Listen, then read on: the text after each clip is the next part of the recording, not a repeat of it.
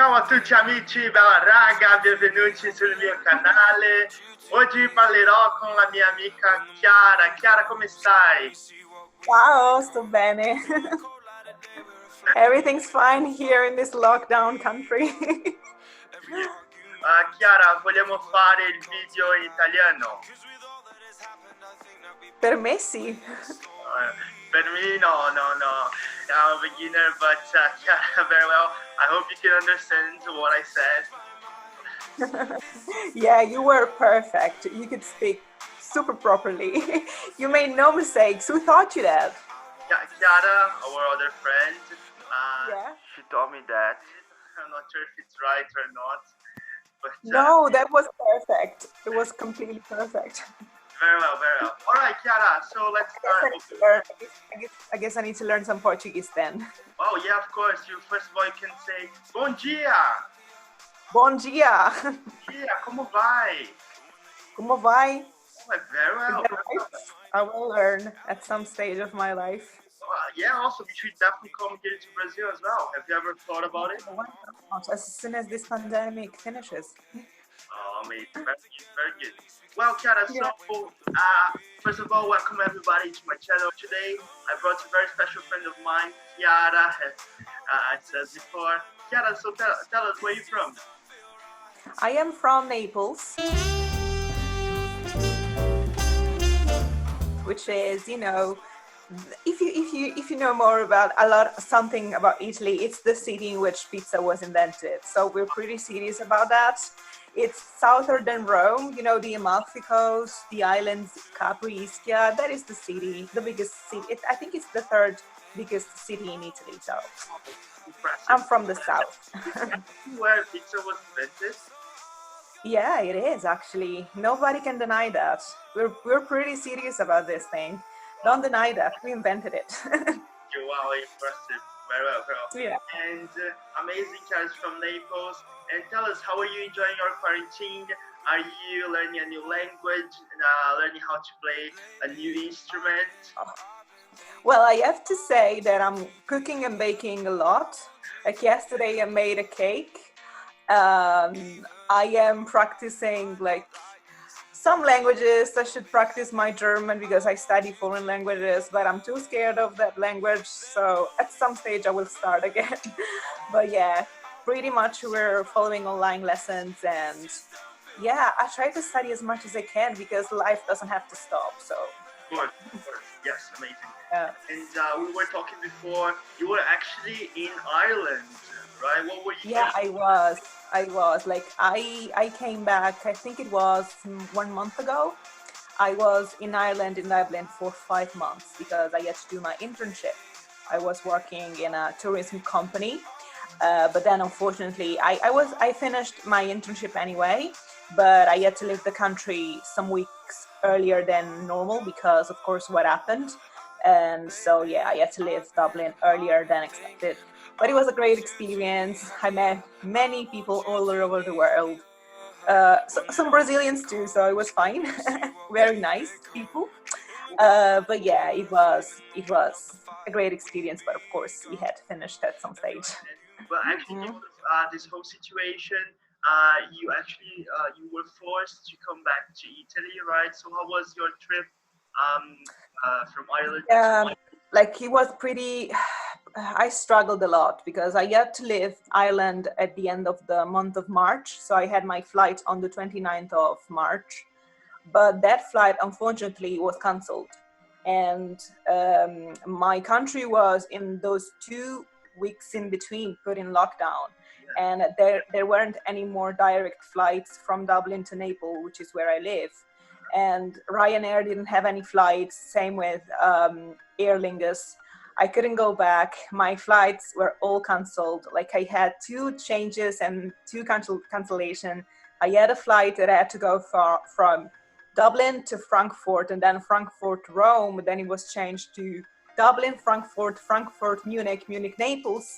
And then I ended up landing in Rome, and after stopping in Germany, and my father had to came and pick me up in Rome, which is 2 hours far away from Naples, because that was basically the only way to go back in my hometown. but luckily we managed to have everything sorted. But the truth is that it was pretty difficult to come back because the ticket flights were very expensive, and they were basically not easy to find. So Oh, and yeah. actually, Italy is one of the most affected countries in Europe, right?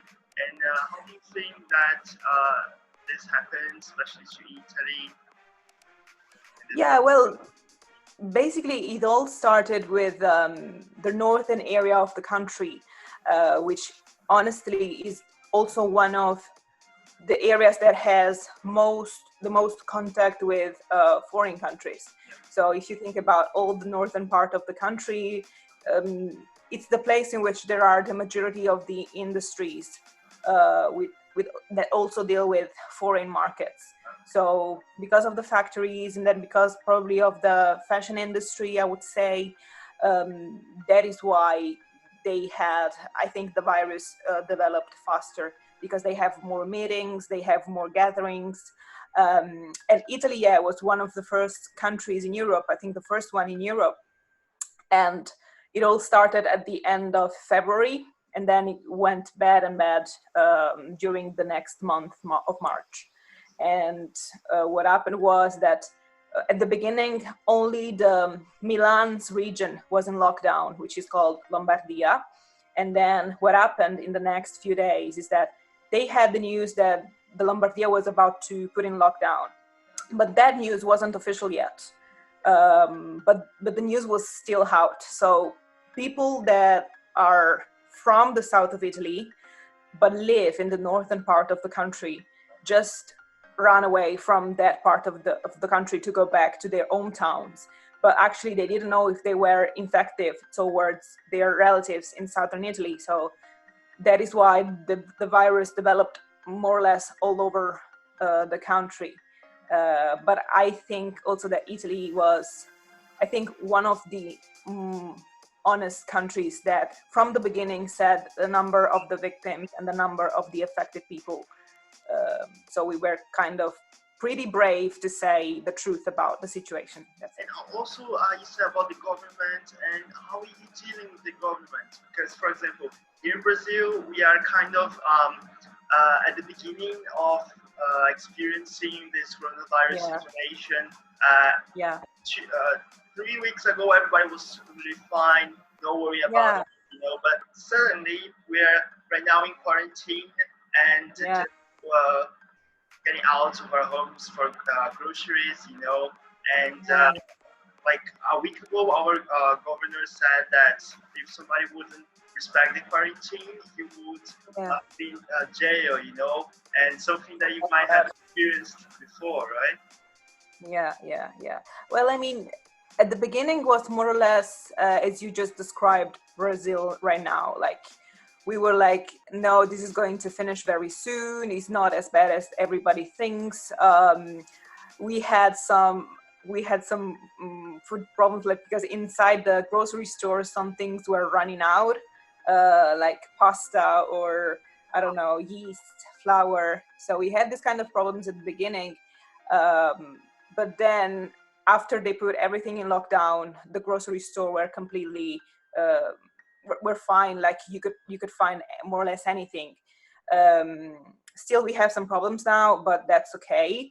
And dealing with the government, they put the whole country in lockdown just as soon as they understood that this could have been very dangerous for the whole country.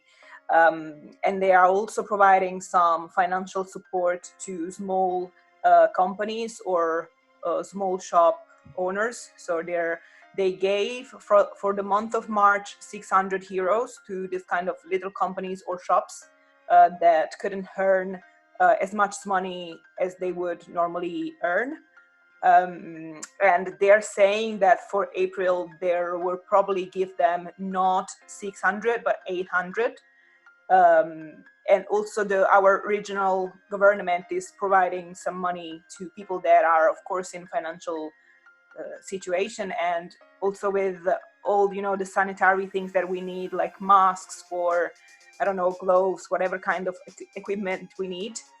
They're trying to get those kind of things from foreign countries, which are not as affected as we are. So they are also bringing from other countries doctors or nurses. So they're doing, I think, a pretty good job. Many, for example, like the opposition would say, no, they're not doing anything to help us. But, managing this whole situation is not a pretty, like, it's a big of a deal. So, right? It was like out of nowhere. Yeah, exactly. Nobody knew what was going to happen. Chiara, how is it actually working? Because I know that in Italy, they were like saying that they would put in jail somebody that would not respect the quarantine. Is it actually happening, or you're getting a ticket, or how does it work? Well, not really. Like if you only I've heard of some people that had to pay some money as soon as they moved to some place to another for no important reason. So for example, if you have to go, in my case, I had to go from Rome to Naples, which was something very big. Like you cannot go to one city from one city to another. But in my case, if somebody would have stopped me, I could say, listen, I just had to go back home because I'm coming from a foreign country. So in that case, I wouldn't have to pay anything. But if, for example, I just decide right now, oh, I just miss Rome, I want to go there and pick my car and go to Rome, then I would have to pay a lot of money because I am going to Rome for no specific reason. I am going there just for, leisure. So in this case, I think they're just, making people pay quite a lot of money if they do these kind of things. But I've never heard of people going to jail right now. So now, how is actually at the streets? Like, do you see any movement or something? they're pretty empty. Like in the morning, especially in my area, which is affected, but not that much. Especially in my area, we are a very populated city. Like Naples is one of the most populated cities near the seaside in the world. So there's a lot of people living in my city. So I think it's, of course, there are people in the streets when they go to grocery in the morning. So we have people in the streets sometimes in the morning. You could see quite a few people, but then just after lunch it's completely empty because of course shops close and there's basically nobody. For example, today it's Sunday and there's nobody in the street, especially in the city center too. So, I mean, it's very important for you to say, because for example, here in Brazil, we have this quarantine and actually nobody is supposed to leave, right? But Brazilians, I mean, sometimes we are a bit reckless, I would say. Like, you can see people going to the beach, yeah, we're feeling bad about that thing too, because just not letting us go to the beach in this period, like we love going, we love sunbathing and do these kind of things, but probably this summer we won't be able to do these kind of things, but we just have to consider it what's best for us. So if it is needed not to do this kind of activities, we should just stay in our places, stay indoors. Yeah. And talking about Italy, how do you feel that Italy is being accepted by the European Union? What's our relationship with the EU? Yeah, well, at the beginning, still there are some problems between our prime minister and the politicians from the opposition, because what happens sometimes is that there is some kind of money that Europe can give to countries when they're having an economic difficulty. Yes, and this kind of thing was made, I think, in 2012 when Greece was having problems. So they just prepared this kind of money in order to give them to whatever country had problems. And some politicians from the opposition here in Italy wanted to use this tool in this condition right now. But our prime minister was against this thing because this is not just something that Italy is facing.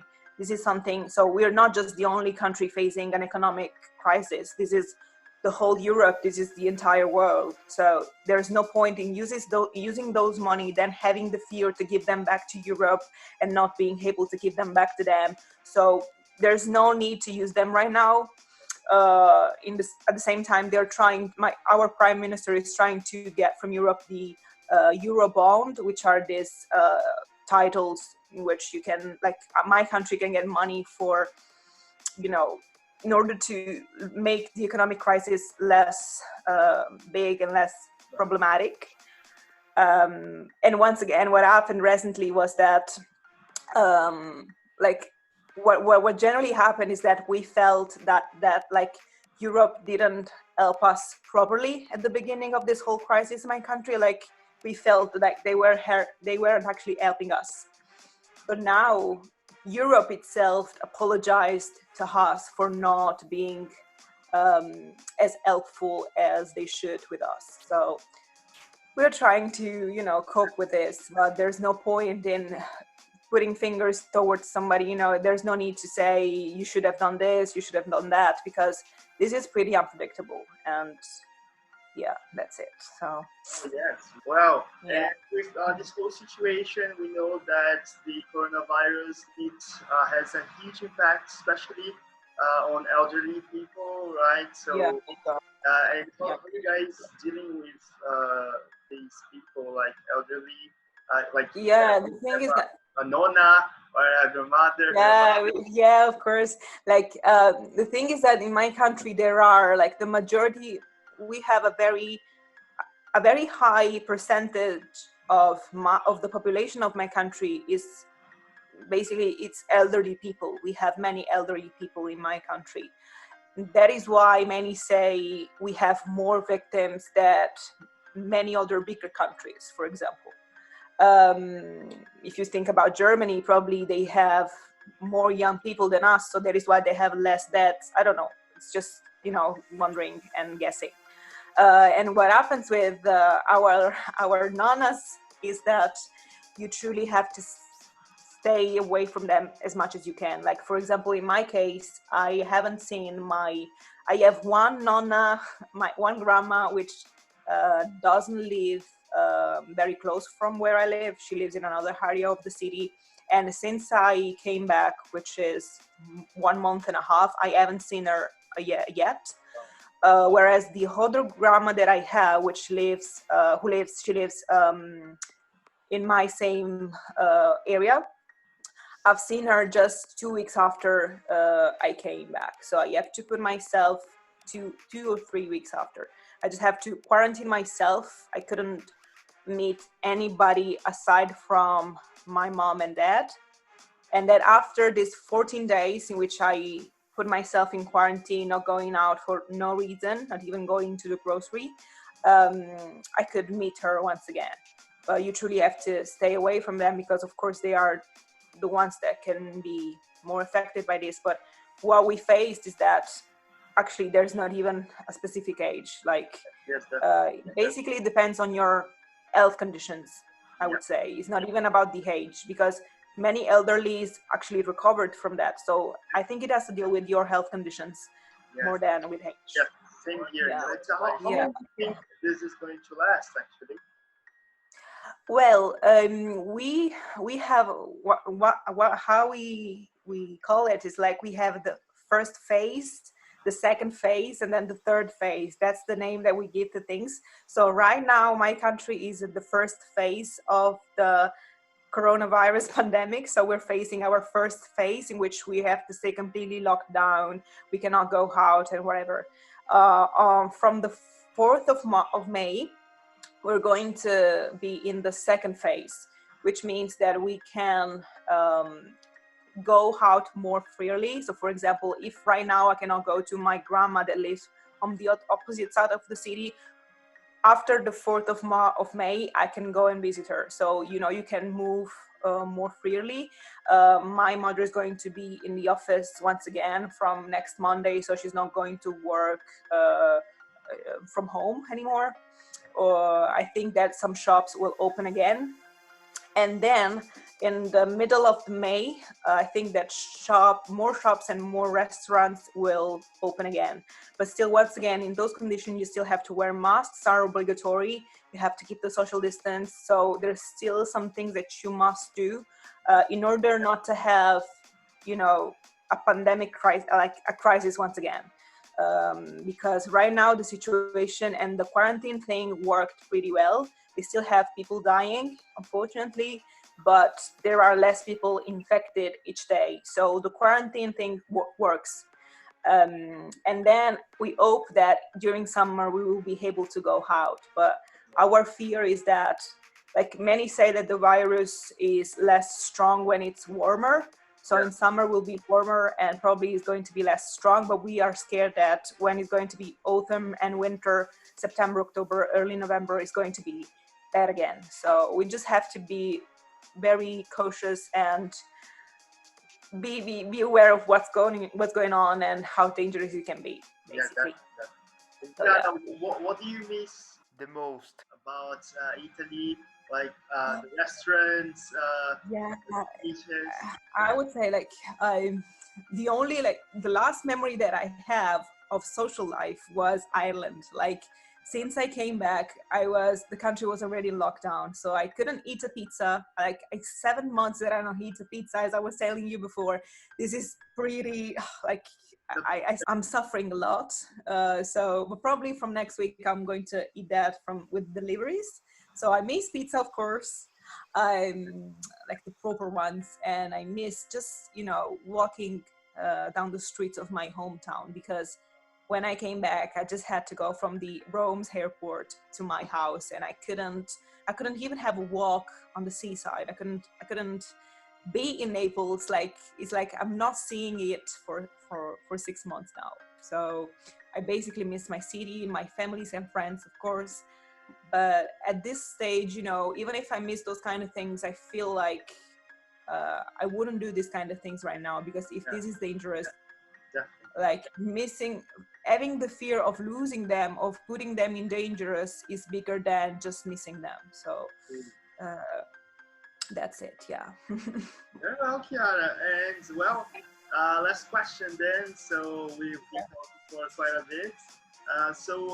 What can we learn from Italians actually with this whole situations as well, or other interesting things you'd have to say? Yeah, I would say that what you can learn from us is something that we didn't learn back then from Chinese people. Like, the virus first spread in China, and I wouldn't say made fun of it, but we truly were so naive about it. We were like, oh, these Chinese people are overrating the problem. This is not as bad as they say. And that is what I'm telling you right now, because you're seeing how bad it is, and by the news, you're just watching the news and saying, oh my gosh, in Italy they're going through some troubles. And that was the same thing that we were doing with the Chinese news. We were underrating the problem. But what I can tell you now is that as I told you before, I do really hope that you never get to the stage in which we are, China was, and the whole Europe. I hope that never happens to you. But just in order not to make it happen, you have to do what we're doing right now, but before the virus spreads as bad as it is in Italy. So just keep the social distance, go out as less as you can. Just go, don't gather that much, keep the distance, wash your hands, and always, keep everything clean. Because that's the only thing that you can do, and do not underrate the problem, because if you can prevent it, it's better. And it can really help. So don't underrate, and don't think that we are crazy, because this is pretty dangerous. So that's just my message. Amazing, because actually we have the choice right now, and it's up to us to follow it, or and to something. I mean, I know when something doesn't hit you personally, when you don't have a problem in your own house, in your own country, you just think it's far away from you. just think, no, this is not effective. This is over. It's from another continent. There's an ocean between us and them. But you know, Yes. it wouldn't be a pandemic. So For example, myself, I was like looking at the news, and we weren't having these cases in Brazil, and I was like, whoa, yeah, that's a big deal abroad, right? It would not happen here. Suddenly, it got here. Actually, my aunt got infected, and yeah. she has recovered, but now, you know, Yeah, it's the same. Like the first time that my mother told me about this virus on the phone, I was in Dublin, and she told me, "Oh, there's a Chinese virus which is pretty dangerous. You should be careful." It's like, come on, mom, it's just in China. It's like it's another continent. It's not going to eat us. But that's not the thing. That's not the thing. Wow, indeed. We couldn't judge the situation. We weren't naive, but everybody would have reacted the same way because this is surreal. And so having that first reaction is something that we shouldn't be afraid, I would say, ashamed of. Like, yes. Probably if it first started in Brazil, Chinese people would have reacted the same. It's not about nationalities, it's not about intelligence, it's about just human reactions to things. And but be aware of what's going on and be, you know, cautious. Very good. Grazie mille. Prego. Thank you. How would you say thank you in Portuguese? Obrigado. Obrigado. Obrigado. Obrigado. Ciao. Ciao. Ciao. I think it's the same in Italian, right? Yeah, it's ciao. Yes, thank you very much, Chiara. So guys, that's it. If you like the video, please leave your like, share with your friends, and well, have like any phrase to say, anything else to say? Well, I could say, yeah, I hope you enjoyed the video. I hope you're now more aware of what's going on. Don't be scared, but don't underrate it. And yeah, what I can say is ciao.